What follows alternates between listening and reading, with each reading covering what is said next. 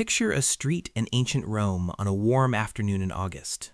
The markets are open, children are running between the stalls, senators are walking back from the forum in their white togas, nodding at each other, exchanging the small courtesies of powerful men who see each other every day.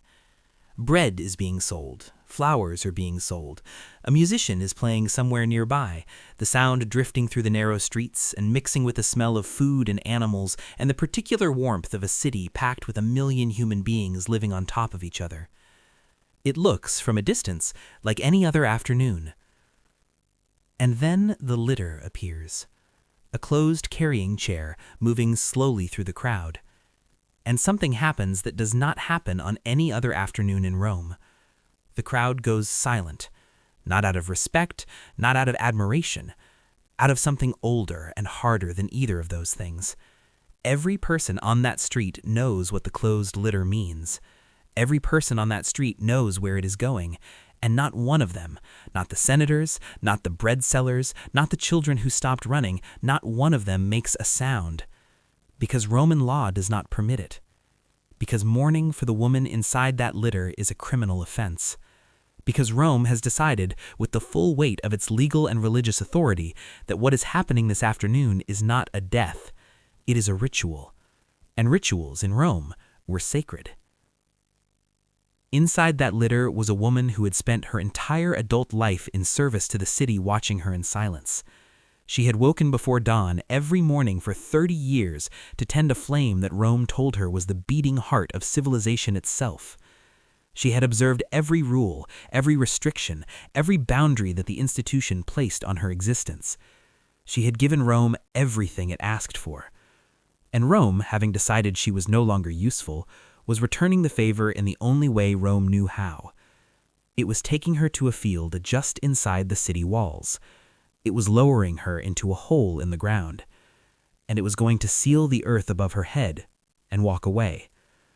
Not because she had done something monstrous, not because she had harmed anyone, because she had been accused. And in Rome, when the right men made the right accusation against the right woman, the accusation was already the verdict. The ritual that followed was just paperwork. To understand what was happening on that street, you have to understand what the Vestal Virgin actually was.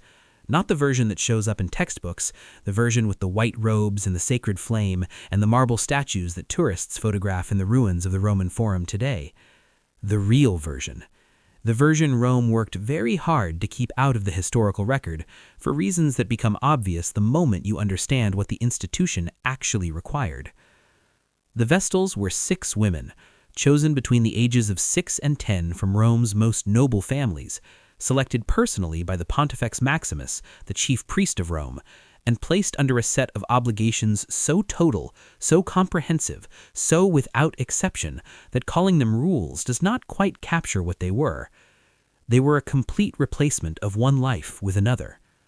The girl who entered the Atrium Vestae, the house of the Vestals, was legally separated from her family the moment the priest spoke the ritual formula of selection. Her father lost his legal authority over her. Her family connections became ceremonial rather than real. She was not adopted into a new family. She was transferred into a category that had no equivalent anywhere else in Roman law.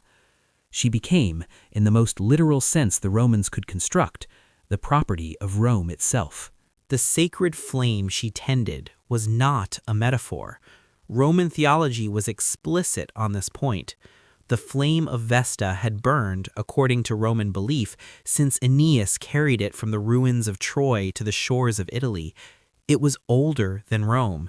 It was the source of Rome's divine protection.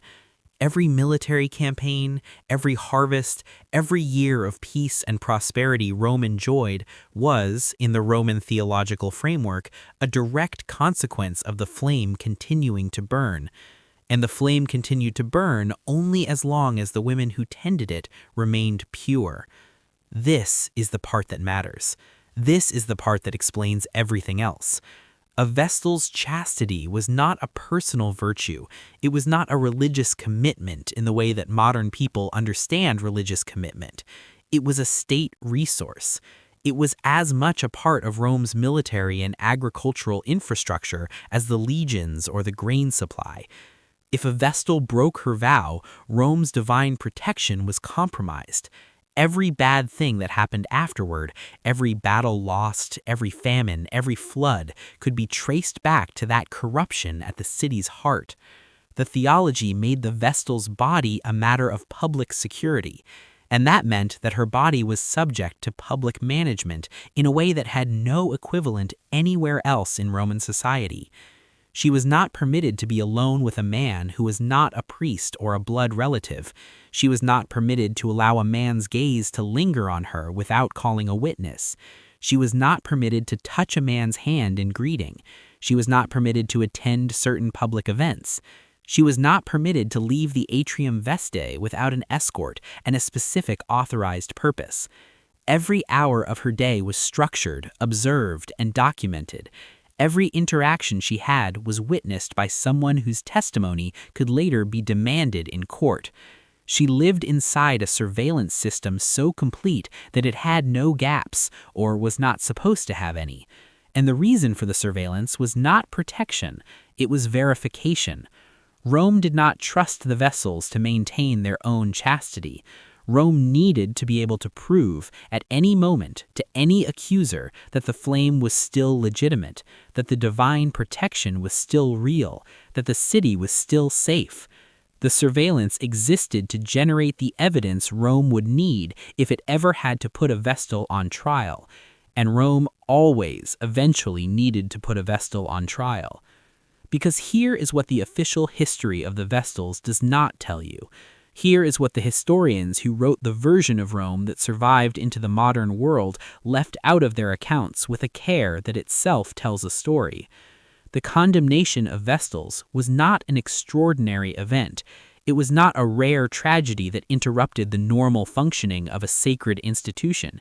It was a regular feature of Roman political life. When Rome lost a major battle, someone needed to be responsible. When a factional struggle between senatorial families reached a point where one side needed a weapon that the other side could not defend against, someone needed to be sacrificed. When an emperor needed to remind the aristocracy of its vulnerability, someone needed to be made an example. And the Vestals, women with no legal advocates, no right to mount a proper defense, no ability to call witnesses who could challenge the word of the priests conducting the trial, were perfectly positioned to serve that function. The charge was always the same. The evidence was always thin. The outcome was almost always decided before the trial began. And the ritual that followed the verdict was designed with the kind of precision that Rome brought to everything it built, to make what was happening impossible to challenge and impossible to mourn. This is where the story changes. This is the part that Rome tried hardest to erase. Not the condemnations themselves, those were public, recorded, technically part of the official religious history. What Rome tried to erase was the mechanism, the way the accusation worked, the way a political calculation made in a senator's dining room became a religious verdict delivered by priests, the way the trial was structured to make acquittal almost impossible for a woman who had powerful enemies and almost certain for a woman whose accusers lost interest before the proceedings concluded. Tuccia was accused and acquitted in 230 BCE. The ancient sources record her acquittal as miraculous. She proved her innocence, they say, by carrying water from the Tiber in a sieve, meaning she proved her innocence by doing something physically impossible, which tells you something about the standard of evidence the ancient sources considered adequate for an acquittal, meaning the bar for walking out of that trial alive was a miracle. Minutia was accused in 337 BCE and was not acquitted. The charge against her was that she dressed too elaborately and had spoken too freely with a man of lower social standing. She was buried alive. Opimia was accused in 216 BCE, the year Hannibal destroyed the Roman army at Cannae, the worst military defeat in Rome's history. Rome needed someone to blame. Opimia was buried alive. Floronia was accused alongside her and killed herself before the priests could reach her, which is its own kind of answer to the question of what she believed her chances were. Licinia was accused in 114 BCE during a period of sharp factional conflict between senatorial families and was buried alive after a trial that the historian Asconius, writing a century later, described with barely concealed skepticism. Cornelia, the chief Vestal, the most senior, the most experienced, the woman who had given more to the institution than any of the others, was condemned by the Emperor Domitian in 91 CE. She protested from the ladder as they lowered her into the chamber. She called on Vesta to witness her innocence. Domitian stood above the sealed ground and did not respond. And now the ritual itself, because this is what Rome tried hardest to bury inside procedural language and theological justification, and the careful euphemisms of priests who needed to be able to describe what they were doing without calling it what it was. When the verdict came, the condemned Vestal was dressed in her full ceremonial robes. This detail matters. She was not stripped of her sacred identity for the execution. She was dressed in it. She was made to wear everything Rome had given her, the white robes, the woolen headband, the veil, while Rome used that sacred identity to process her toward death. She was placed in a closed litter so that no one could see her face during the procession, so that the crowd lining the streets could not make eye contact with her, could not be moved by her expression to whatever emotion might have followed. Roman law prohibited mourning. Anyone who wept publicly for the condemned woman could be prosecuted. Anyone who reached for the litter as it passed could be prosecuted. The silence of the crowd was not voluntary, it was enforced. And inside that enforced silence, the litter moved through Rome's streets toward the Campus Sceleratus, the field of wickedness, a name so bluntly honest that it stands out against every other euphemism Rome deployed in this process, like a shout in a quiet room. The underground chamber had been prepared in advance. This is the detail that stays with you when you think about it afterward. It was not improvised. It was not constructed in the days following the verdict. The chamber existed as a permanent feature of Rome's religious infrastructure, built and maintained and waiting. Small enough that a person inside it could sit but not stand, accessed by a narrow ladder. Inside, Rome had placed a lamp, still burning when she descended, a small amount of bread, a small amount of water, a small amount of milk. Enough to make clear that Rome was not, technically, executing her. Enough to make clear that whatever happened next was between her and the gods.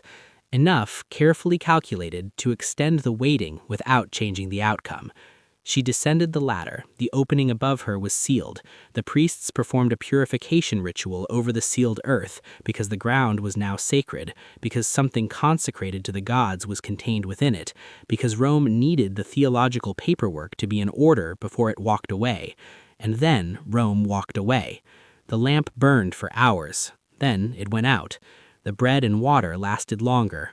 Rome had been very precise about the quantities, not generous. Precise. The darkness was complete. The silence was complete. And in that silence, in that darkness, under the weight of the city she had spent her life protecting, the condemned Vestal waited for something Rome had declined to rush. This was not an act of cruelty in the way that Rome understood cruelty. Rome was capable of spectacular public cruelty. The arena made that clear every time the gates opened. This was something else. This was an act of theological engineering, a solution to a legal problem so elegant in Rome's terms that the priests who designed it must have considered it a kind of achievement. The problem was simple. A Vestal's blood was sacred. Roman religious law was explicit. Sacred blood could not be shed on Roman soil.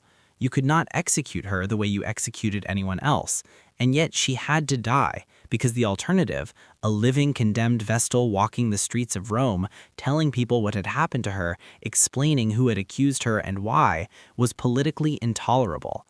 The underground chambers solved both problems simultaneously. Rome did not shed her blood.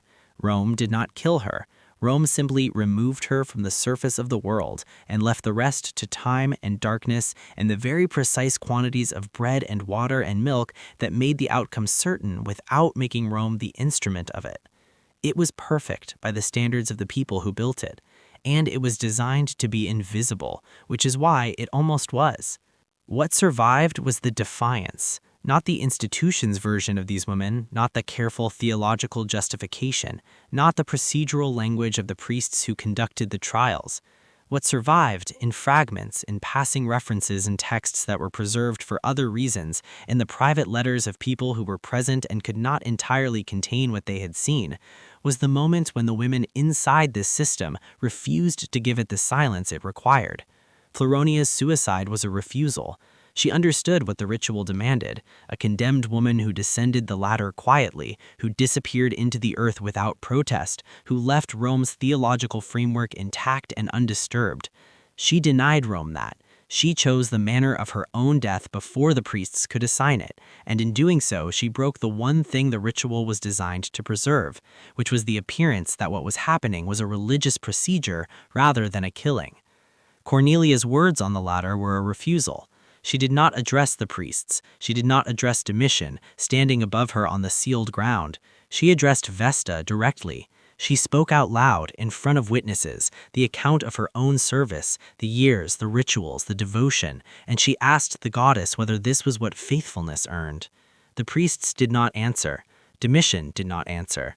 But the writer Pliny the Younger, who disagreed with her protest, who found it unseemly, who recorded it as evidence of her impropriety rather than her courage, recorded it anyway.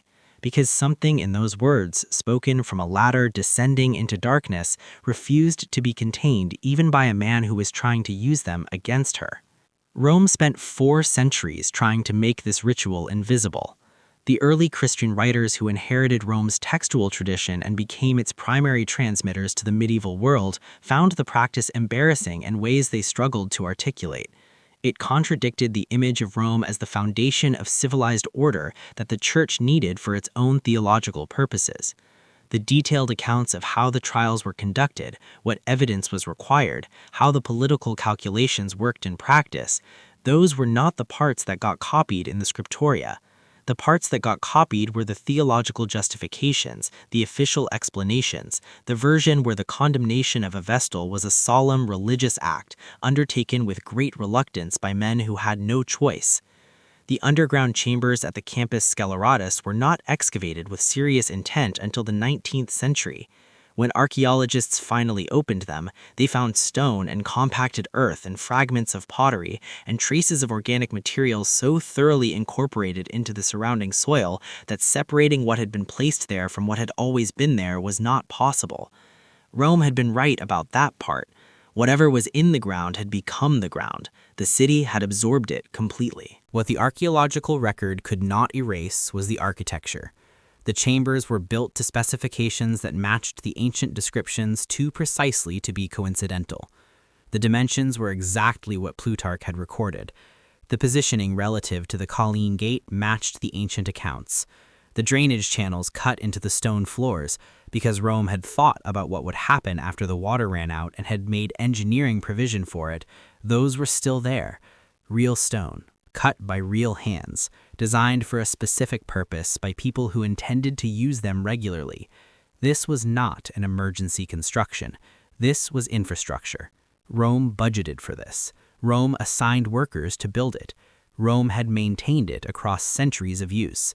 And when Rome converted to Christianity and the institution of the Vestals was dissolved in 394 CE, the chambers were filled in and the ground above them was leveled, and the location was incorporated into the expanding city without a marker of any kind. The deliberateness of that erasure is itself a kind of evidence. You do not fill in unremarkable holes. You fill in the ones whose existence says something you would prefer the future not to know. The statues of the Vestals still stand in the ruins of the Atrium Vestae in the Roman Forum. Tourists photograph them every day. Some of them are remarkably well preserved. The white marble still smooth, the robes still detailed, the posture still carrying the dignity that Rome required its sacred women to project at all times. Most of them are headless, not because time destroyed them, because hands did. In the 4th century, when Rome changed its religion and the Vestals were sent home and the flame was extinguished and the institution that had defined these women's lives for 30 years apiece was dissolved by imperial decree, someone went through the house and removed the heads from the statues, and on the bases, where the names had been carved in stone, the chisels came out. The names were removed. Not all of them, some survived, left perhaps because the people doing the removing ran out of time or energy or care. but most of them are blank now. The women who stood at the center of Rome's most sacred institution for 1,000 years have no names on their statues in the ruins of their own house. Rome honored them in life with the best seats in the arena and the right to free prisoners and the legal weight of their testimony. Rome honored them in death by chiseling their names off the bases of their own memorials. Here is what that tells you. This was never about the women. It was never about their service, their faithfulness, or the 30 years they gave to an institution that took everything and returned only enough to keep the next generation of 6-year-olds willing to enter through the gate. It was about what they represented. When they represented Rome's divine protection, they received marble statues and seats above emperors. When they represented a theology the new Rome needed to destroy, their heads were removed, their names chiseled off, and the chambers where their predecessors died were filled in and forgotten. The ritual did not begin in the underground chamber. It began the morning a priest arrived at a child's door. It ended with a chisel on a stone base. Rome built things that lasted 2,000 years. The women who kept its fire burning were never meant to last. They were meant to serve, to disappear, to leave a silence that looks from a distance like it was always empty. It was not always empty. Now you know. If this story unsettled you, subscribe, because the history buried beneath civilization's greatest monuments is always more honest than the monuments themselves. Tell us in the comments, what disturbs you more, the ritual itself or the 1,000 years Rome spent pretending it was mercy?